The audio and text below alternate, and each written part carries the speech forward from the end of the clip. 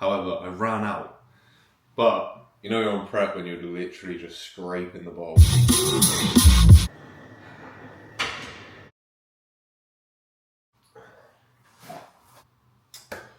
What is up, YouTube? The good old C-Bum intro. How is everyone doing today? Welcome to the second YouTube video of the channel. I have no idea how many days out I am. Let me check. Jesus, I'm 35 days out from my first bodybuilding show. Today is a leg day, so I thought I'd take you through my leg day. It's currently about 11 AM. I have woke up, done my morning cardio, done my check-in, sent that over to the coach. I will pop some pictures up here, maybe here. And yeah, pretty happy with the look this morning. So my weight was 83 kilos, which is 0.2 of a kilo up from my lowest weigh-in. So yeah, done my fasted cardio. I've done about 4K steps, had meal one, which was oats, whey, and some berries. I'm on about 3.5 litres of water. So I'll get about 4 litres of water before the gym. I've got pre-workout here, which is 100 grams of cream of rice, 100 grams of frozen berries, and 45 grams of whey. I normally use the Trained by JP cream of rice, the maple syrup one or the custard cream, by far the best. However, I ran out. But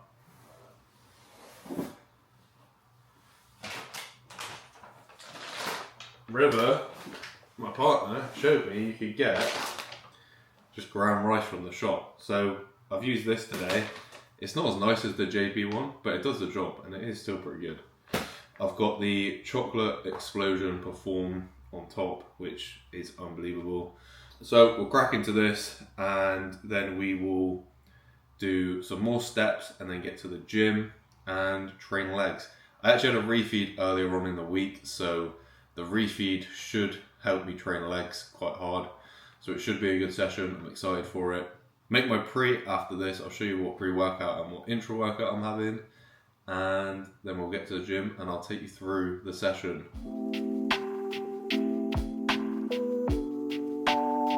You know you're on prep when you're literally just scraping the bowl. That meal goes down way too nice. But, save myself a little something. I've still got some whey in here to enjoy. Dessert.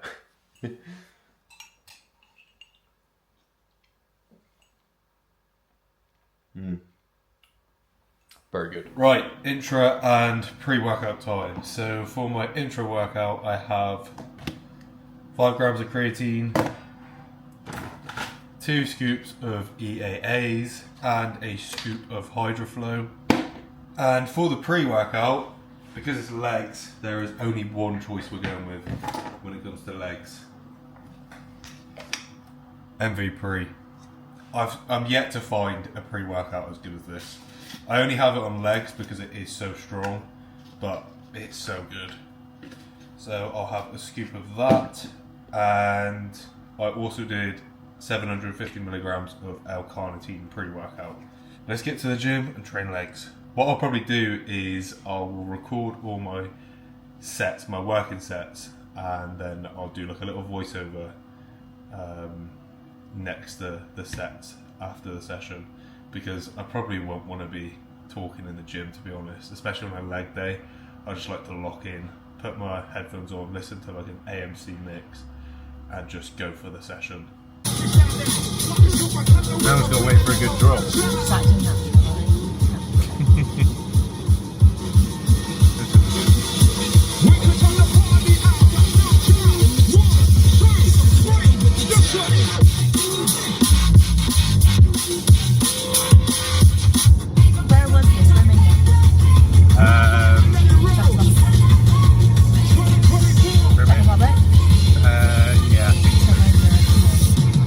It's nice as well, like this whole mix. So many unexpected bits. You know, when we listen to a mix from like 4 or 5 years ago, we're like, wow, no one's done it. Just got to the gym. We've got Riv here for moral support because she's on a rest day. She's going to move all my plates onto the machines for me, aren't you?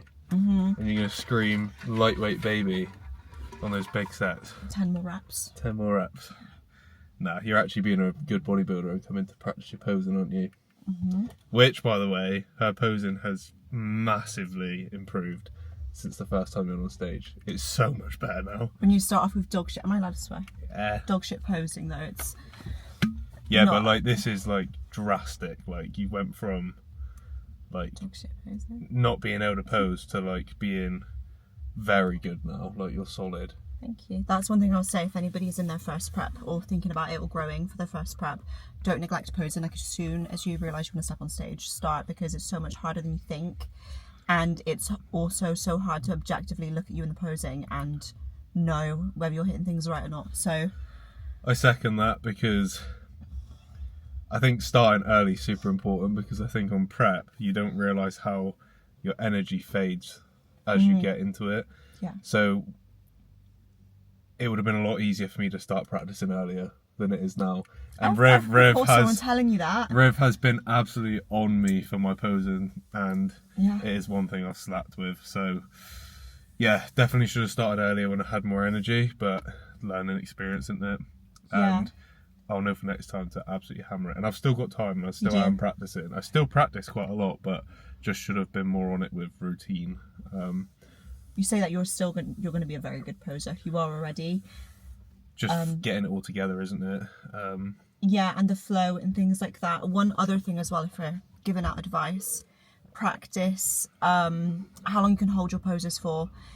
Even like when you're on the side of the stage and other people are doing their individual routines, depending on what federation you're doing, the judges will often use that as an opportunity to look at the people on the sides and kind of like ball mark place them. That's something I noticed in mine. It was a really big call out. That was one thing which I think you stood out with, because when you're on the side, you literally held that front pose and you didn't move.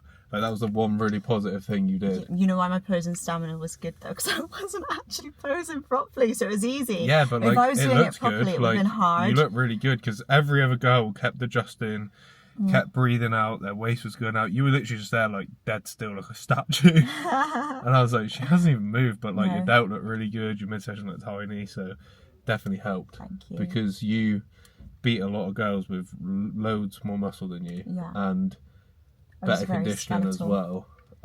Yeah. But you smashed your first show, and it's going to be even better this time, like you said. Me too, thank you. So, in other words, posing stamina, Practice your super posing. important.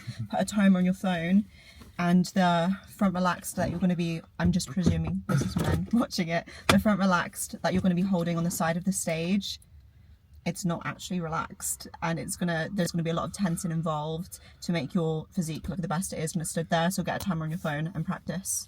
No poses relaxed. None of your relaxed poses. Tell you what, the mandatories, like your front relaxed, side relaxed, back relaxed, they're just as hard. Like you got to hold them but look relaxed. They're fucking pain in Keep the your ass. midsection in. Yeah. But legs now, so I'm gonna go in. Right then, people. Let's take you through my leg session. So before every session, I'm always starting with a 10 to 15 minute walk. This is mainly just because of habit now, but it also helps warm my body up, helps the blood flow, and it's also just the time where I like try and settle into the mindset of getting into the session. So I'll use a 10 to 15 minute walk just to get my headspace right, know that I'm going to be smashing this session. So the session is actually on the right of the screen. The only thing that we're switching here is I put the seated calf raise at the beginning because my calves suck. So I want to put as much energy into them as I can. Just want to mention here that my actual training performance throughout this whole prep has been really, really good. I haven't really lost any strength. I'm up on a lot of movements. And I think majority of this is just down to how well I'm sleeping and how well we've managed recovery.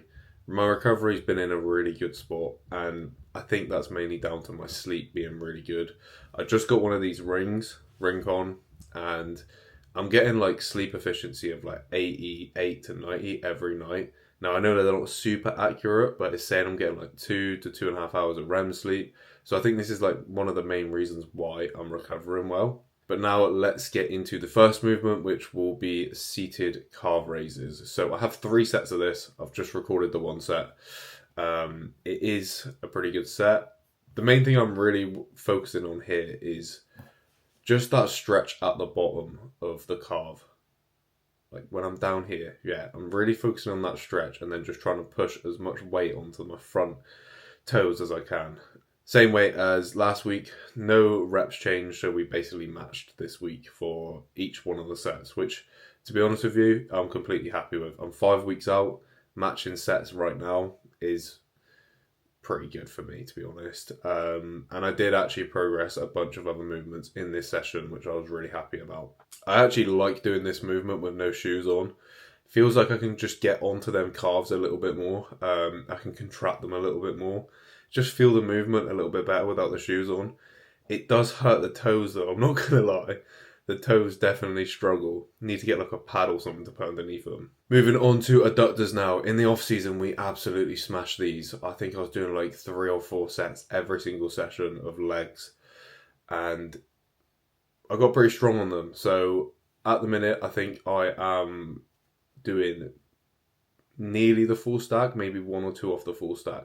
This was actually 1 rep up from last week, which is really, really solid. But my adductors are still pretty weak in terms of, from like the front shorts, they need to be thicker. So we will still be smashing adductors a lot more. I think we had 1 set of 8 to 10 and 1 set of 12 to 15, I believe. So first set, I believe I got the 9, and the second set we got up to like 14. I've just showed the end of the second set. But as you can see, intensity is still pretty much there. It's pretty good, considering I'm 5 weeks out. I'm really happy with how training has been going, like I said. Moving on to the seated leg curl. Now, watching this back, I realised the setup could be a lot better. As you can see, when I am going through the concentric, my lower back and hips are shifting forward a little bit to move that weight. There's a few reasons why that's happening. Either the weight's too heavy or I've just not set that seat right up. However, the movement still felt really good on the hammies and it was still a productive set. I just need to play around with the setup a little bit more now that I'm watching it back. The second set was a lot better. The hips weren't shifting forward as much. So it potentially could be just that first set, I pushed the weight up a little bit too much. Which, by the way, this first set was actually an increase in weight from previous week. So that could potentially be the reason why. Now we are going on to the leg extension. Now, this actually isn't in the plan. However, I do like doing leg extensions just to warm up those quads. If I jump straight onto a hack squat without warming those quads up, the hack squat just doesn't feel right. I can't contract my quads properly. I can't feel the quads properly, so I have kept in 1 set of the leg extensions. Happy with the set, and I'll even give you a little close up of what the legs are looking like. Not too shabby, like vascularity's there. I still think that there's a little bit of fat to come off those legs, especially on the front, just to get those feathers to really come through. But they're slowly getting there. Now we move on to the hack squat. So I only have 1 set of this, and this is a set that as I get deeper into prep, I am really not trying to just go all out on, to be honest. In the off season, when I've really tried to push this, it has caused me to have some issues with my back, with my knees, and the last thing I want to be doing right now, 5 weeks out from a show, is bringing those issues back. So the one thing I'm really just focusing on here is just feeling it through the quads for the whole movement. You'll notice I take a little break at the top. It's normally because I need to readjust. I think the main cause is one of my legs is slightly longer than the other. I think my left leg is slightly longer than the right.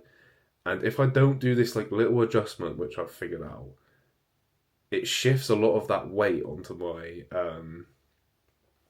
larger leg.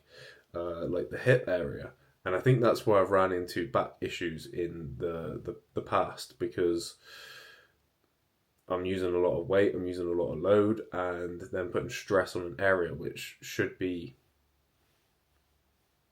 the weight should be dispersed across that whole area, but I'm putting it on just one side, and I think that's where I've run into issues. So this set, I'm literally just really just trying to bang my quads out. So as you can see, nothing crazy in the weight, 3 plates aside. On to a leg press now. I actually rotate, so I've got 2 leg days. I've got one quad dominant, which is this one hamstring dominant, but I have leg press in both of these days. So I rotate between this prime one and also between the Cybex squat press. I really like the Cybex squat press, but I can only run that Cybex squat press once a week.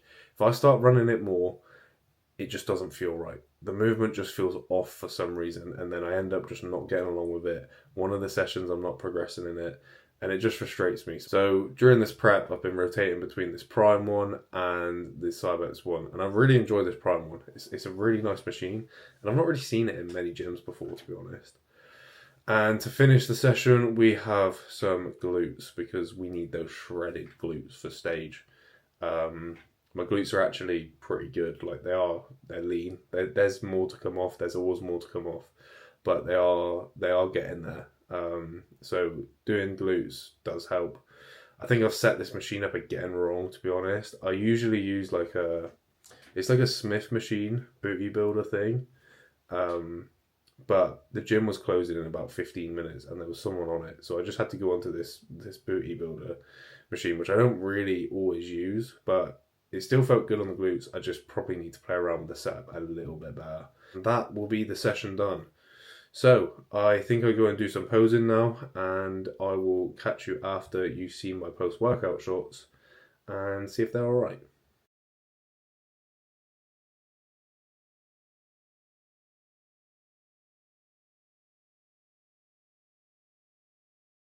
That was a very solid leg session. The gym is now shut, and I wanted to get some post-workouts for the video.